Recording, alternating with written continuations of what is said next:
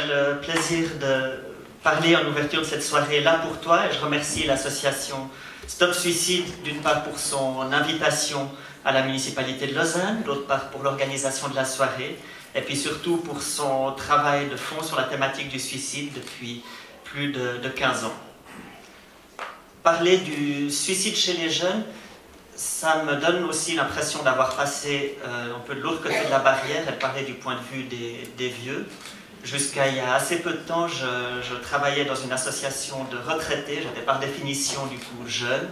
Maintenant, je suis directeur de l'enfance, de la jeunesse et des quartiers, et du coup, je me sens par définition vieux.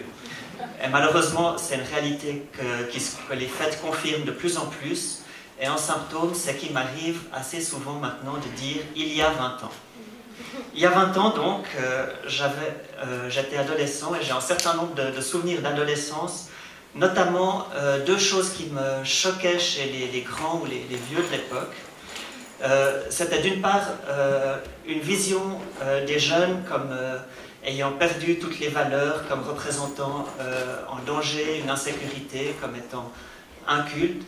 Et c'est naturellement une vision qui ne me correspondait pas et qui continue à me paraître loin de la réalité. On sait maintenant que depuis l'Antiquité grecque, il y a des textes pour dire que la jeunesse est perdue et que le monde court à sa perte à court terme. Et on voit que malgré tout, on arrive quand même à avancer. Et les médias aussi parlent beaucoup plus de la délinquance et de l'insécurité que du suicide. Pourtant, si on compare les cas de suicide aux cas d'homicide, ils sont à peu près 5 fois plus nombreux en Suisse. Les suicides sont à peu près 5 fois plus nombreux. C'est la seconde cause de décès chez les 15 à 19 ans. C'est un décès sur 3 chez les moins de 30 ans. Et c'est aussi un phénomène qui est 5 fois plus fréquent chez les adolescents homosexuels ou bisexuels que chez les autres. Donc c'est un phénomène qui est important, qui mérite d'être traité et qui mérite de voir les jeunes comme des personnes qui sont en danger plutôt que comme représentants en danger pour la société. Et puis, est-ce qu'on peut parler de danger ou de potentialité? Une autre chose qui m'agaçait particulièrement quand j'étais adolescent, c'était quand il y avait des choses qui ne se passaient pas bien dans ma vie et qu'ensuite je croisais un vieux et qu'il disait « profite, c'est le bel âge ». Et je trouvais ça assez souvent désespérant de se dire que le temps passait et que ça allait devenir de pire en pire. Alors, avec le temps passant, peut-être est-ce un manque de faculté de discernement, mais en tout cas, on n'a pas l'impression que ça devienne de pire en pire. Et pour avoir travaillé dans une association de retraités, on voit que même à des âges qui, a priori, ne nous font pas envie, on arrive à avoir une vie qui est épanouie, et peut-être même avec un certain nombre d'avantages.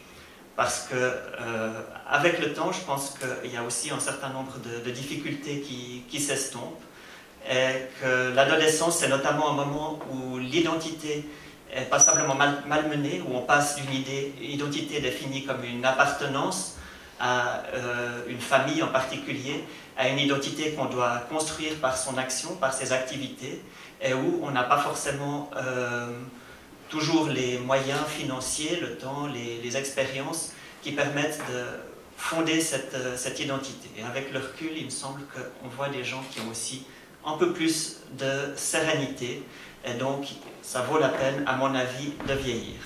Et heureusement, c'est aussi l'avis de l'énorme majorité des Suisses, puisque l'incidence du suicide en Suisse est de 11 pour 100 000, d'après les informations que j'ai, c'est-à-dire plus que dans un certain nombre de pays européens, mais aussi nettement moins que ce qu'il y avait il y a 15 ans.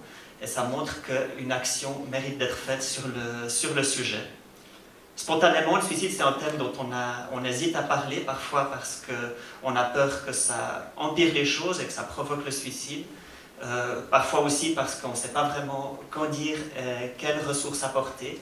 Et je remercie de ce point de vue-là l'association Stop Suicide qui apporte une série d'informations avec sa bande dessinée qui montre notamment un kaléidoscope de situations et de réponses possibles. Du point de vue de la ville de Lausanne, on peut être fier d'avoir une politique de l'enfance et de la jeunesse qui est globale, avec un service de santé et de prévention, dont je salue la chef de service ce soir, un service de psychologie scolaire, un délégué à la jeunesse qui a aussi fait le déplacement, avec aussi toute une politique d'animation socioculturelle, comme celle de la maison de quartier qui nous accueille aujourd'hui, comme le Conseil des jeunes qui relancera bientôt l'exposition qu'il avait faite contre l'homophobie. Mais naturellement, une action publique, c'est le rôle d'une collectivité comme la ville de Lausanne, avec aussi une action du canton, avec aussi une action de la Confédération.